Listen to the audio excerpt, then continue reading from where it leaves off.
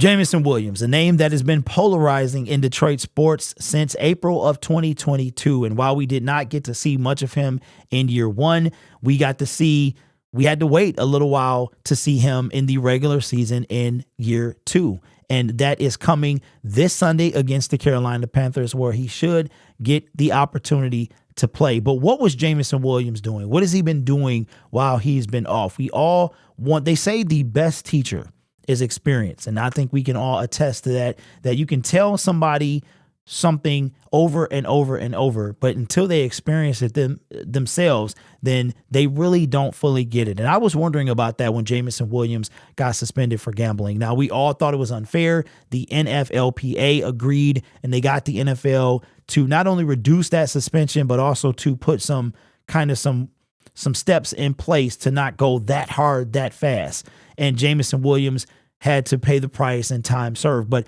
I'm wondering, did he learn anything? Did he learn from the experience, and will he come back and be ready to play for the Detroit Lions in the manner that we think he can? This comes from Jennifer Hammond's Twitter. She is a local reporter for Fox 2. She said, JAMO said he only had one bad day during his suspension when the Lions kicked off in the Thursday night opener in Kansas City. I guess that one was hard for me because it was the first game of the season.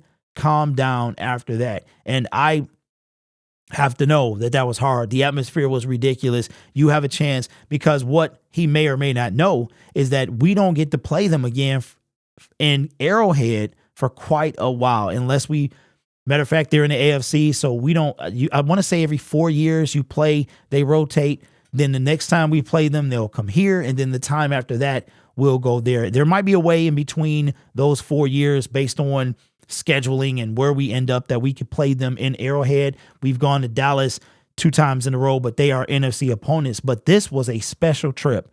We opened the NFL season, right, against the Super Bowl champions in a place we hadn't won in almost 40 years. And he missed that. So hopefully he learned from that experience. And even with the NFL's updated kind of policy on gambling, he stays the course, man. Doesn't make any mistakes, because he has been warned. This is his first offense. So the second time it would be 6 games. So he cannot do this again. But what has he been doing?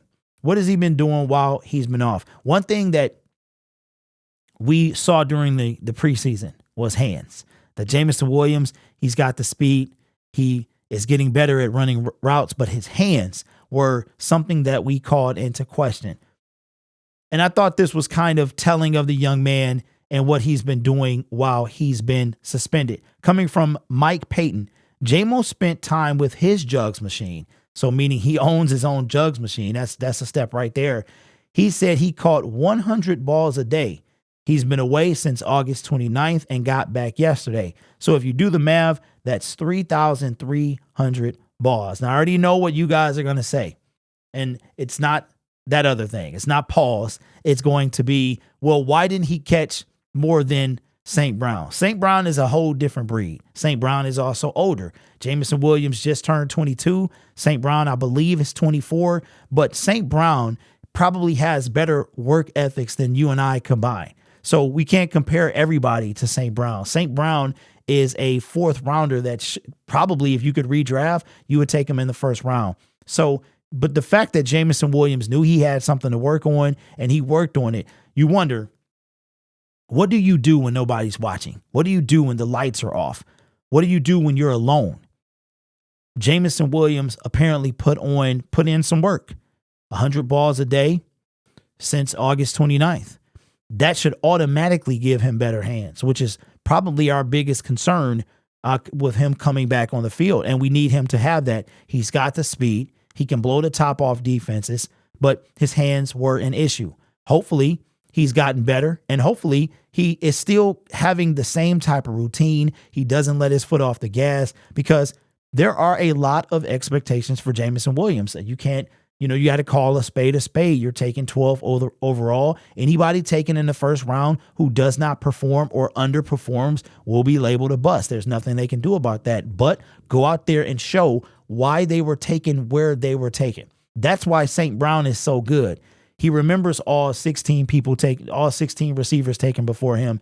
He grew up with that type of work ethic. And if you listen to him now, it was something I was watching with him and his brother, and they were talking about the draft. I think it was a couple podcast episodes ago, and they brought up something. I think it was draft night, and we saw how Brian Branch was.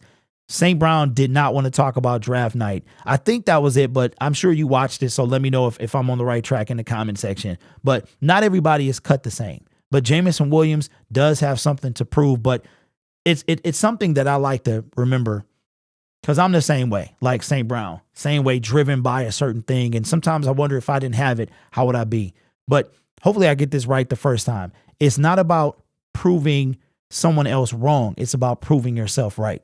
And that's what Jameson Williams, if he knows what his ability is, the coaching staff believes in him. Sometimes you got to cut out the noise and get to work, because he's going to be under a lot. It's going to be a lot of noise with what we just talked about today.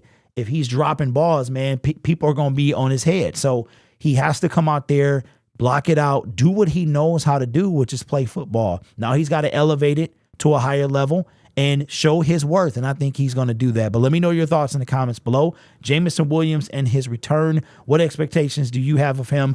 I think he's going to get if I'm Dan Campbell, I'm putting him out there against Carolina. I'm going to be like, listen, if you physically can handle it, I'm going to put you out there 30, 45 snaps, man. You can't ask for a better situation.